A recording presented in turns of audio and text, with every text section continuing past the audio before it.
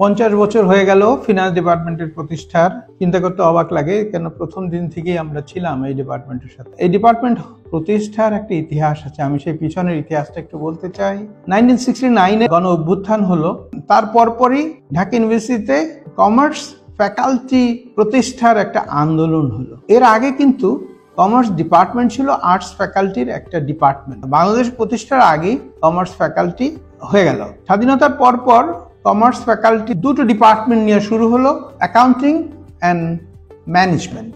এখন accounting department আর management department এই দুটো আমরা চাইনি, আমরা চেয়েছিলাম মিনিমাম 4টা department, accounting, finance, management, marketing, আরো কয়েকটা ছিল না, ব্যাংকিং, ইন্স্যুরেন্স, আরো কতগুলো নাম ছিল। তখন ঢাকা ইউনিভার্সিটিতে এই যে ডিপার্টমেন্ট অফ ফিনান্স, এটা পুরো বাংলাদেশে ফিনান্স ডিসিপ্লিনের প্রথম বিভাগ। এর আগে বাংলাদেশে কোনো ফিনান্স বিষয়ে পড়ানো হতো না কোথাও। তখন আমাদেরকে সিঙ্গেল হ্যান্ডেডলি যিনি সাহায্য করেছিলেন তিনি হচ্ছেন ঢাকা ইউনিভার্সিটির তৎকালীন vice chancellor doctor Matin Chowdhury. আমাদের ফিনান্স ডিপার্টমেন্ট যখন তৈরি হলো, তখন আমাদের head of department chairman Habibur Rahman sir, উনি একটা ছোট্ট একটা রুমে বসতেন।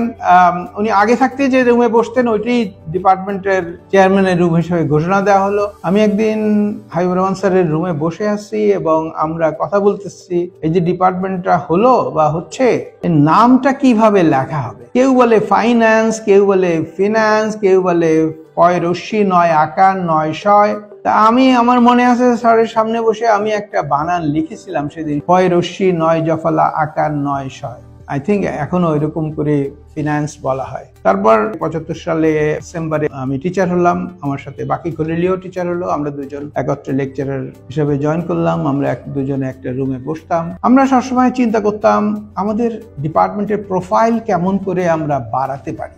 আর আমরা প্রথম থেকেই চেষ্টা করলাম যে এটা যেন একটা প্রমিনেন্ট ডিপার্টমেন্ট হিসাবে ইমার্জ করতে পারে। আমরা আমাদের কারিকুলাম, আমাদের টিচিং এমন ভাবে করলাম যেন এটা খুব শক্তিশালী এমপ্লয়েবল প্রোডাক্ট আমরা তৈরি করতে পারি। 1978 সালে আমি বিলেতে গেলাম পিএইচডি করতে। ম্যানচেস্টার থেকে পিএইচডি করে যখন ফিরলাম, এন্ড অফ 82-83-তে আমি ডিপার্টমেন্টের চেয়ারম্যান হলাম। তারপর ফিনান্স ডিপার্টমেন্ট আমি দেখলাম যে অনেক সুনাম অর্জন করছে, অনেক শক্তিশালী ছাত্র আছে এখানে এবং তারা বাইরে বেশ ডিপার্টমেন্টের জন্য সুনাম আনছে। এটা আমি খুব খুশি, কেননা আমি তো তারপর আমি চলে গেলাম, আমি আমেরিকাতে পড়ালাম, বিশ্ব ব্যাংকে কাজ করলাম, সব জায়গায় আমি খুঁজতাম আমাদের ফিনান্স ডিপার্টমেন্টের অ্যালামনাইদের এবং অনেক জায়গায় অনেককে পেলাম।